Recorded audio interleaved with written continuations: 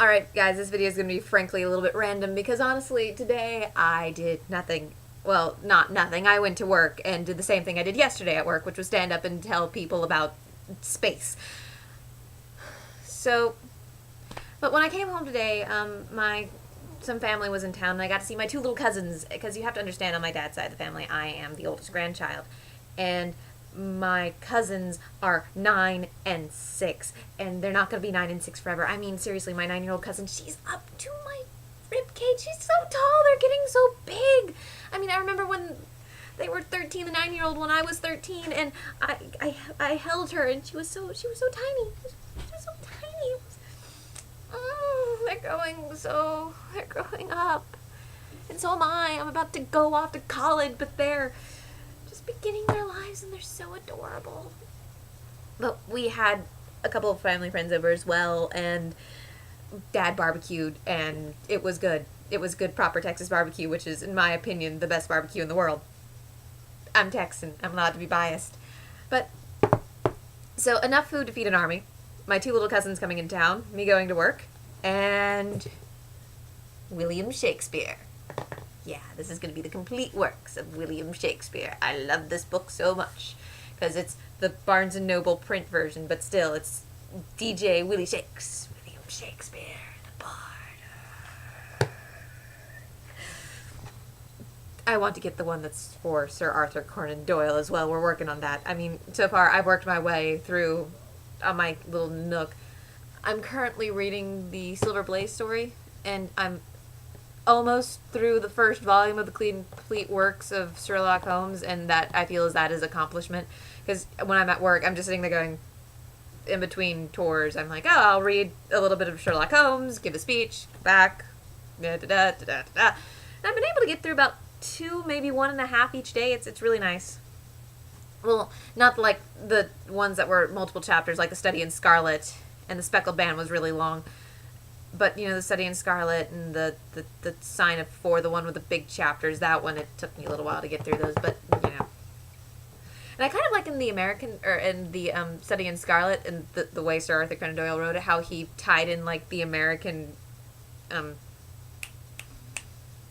it was there. I had a thought. My thought was there. Where did it go? There it is! Okay.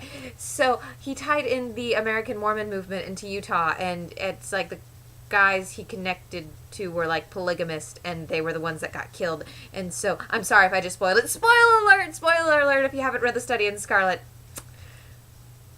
Yeah, I'm just gonna say now, I'm one of those people who doesn't give a rat's ass about spoilers, because frankly, in my opinion, it's not about what happens at the end of the book. If you know what happens at the end of the book, so what?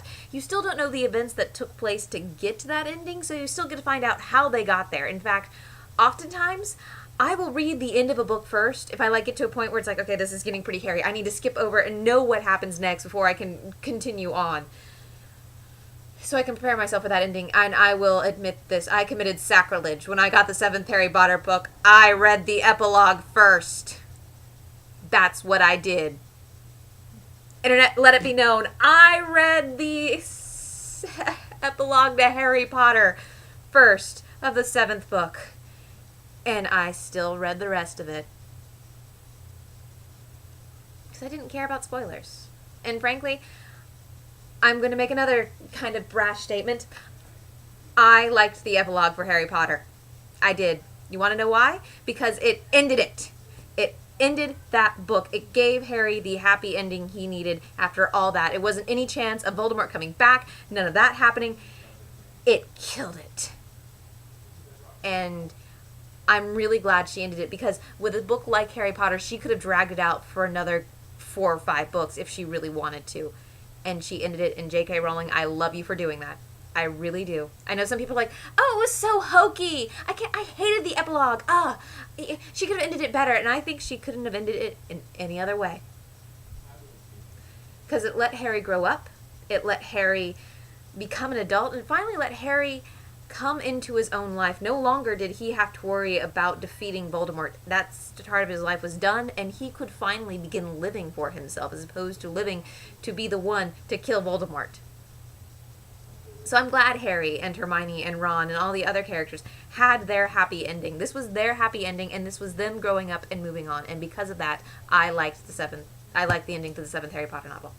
And because you have to understand, I was one of those kids that, and I know a lot of you are like me in this, we grew up with Harry. Harry grew up as we grew up. As Harry, when we were going through our bratty teenage years, Harry was going through his bratty teenage years. In fact, the fifth and sixth books are some of my least favorite because Harry is such a prat in those books. In seventh book, he kind of he redeems himself a lot, and J.K. Rowling managed to kill off every single one of my favorite characters in that novel. It's like, slowly, it started off with Sirius, and then she worked her way down the list of everyone I loved in that book, and she killed them all. And so that was, in my opinion, that epilogue was making it up to me, or in my personally, it settled the score with her ending the Harry Potter series that way, and I feel that she ended it quite well, and her writing style grew, and again, I liked the epilogue to the seventh Harry Potter novel, and that's why.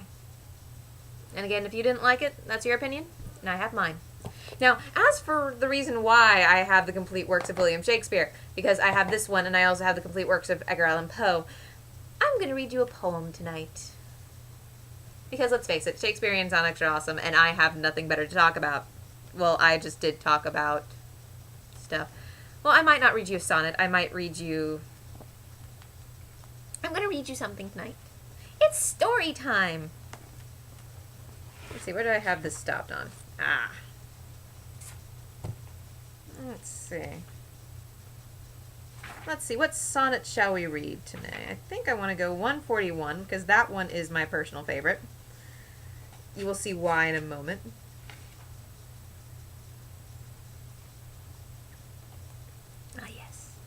Sonnet 141 by William Shakespeare. In faith I do not love thee with thine eyes, for they in thee 1,000 errors note, but 'tis my heart that loves what they despise, who in despite of you is pleased to dote, nor are my ears with thy tongue in tune delighted, nor tender feelings to base thy touches prone, to any sensual feast with thee alone. But my 5 wits nor 5 senses can dissuade one foolish heart from serving thee, whose leaves use weighed the likeness of a man, thou proudest heart slave thy vessel wretch to be. Only my plague thus far I count my gain, that she that makes me sin awards me pain. Basically, sweetie, you look dog ugly, but I love you anyways. And I completely botched that, and I have no regrets. I'm dyslexic. Leave me alone.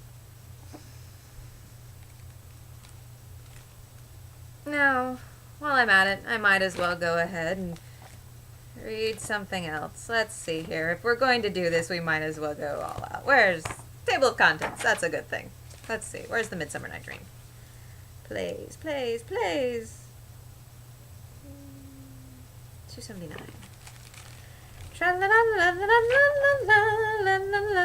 I told you this video was going to be random.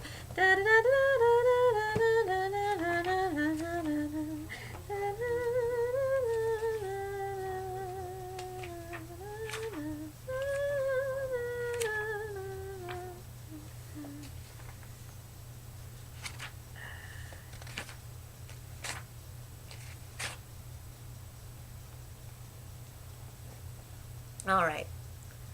I have to say, one of my favorite plays by William Shakespeare is in fact A Midsummer Night's Dream.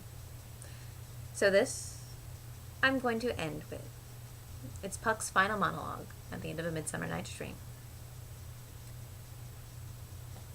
If we shadows have offended, think but this, and all is mended. That you have but slumbered here, while these visions did appear, and this weak and idle theme, no more yielding but a dream. Gentles, do not reprehend, if you pardon we will mend. And as I am an honest Puck, if we have unerred luck, now to scape the certain's tongue, we will make amends ere long. Else this Puck a liar called. So good night unto you all. Give me your hands, if we be friends, and the robin shall restore amends. Good night, guys. I will see you guys later.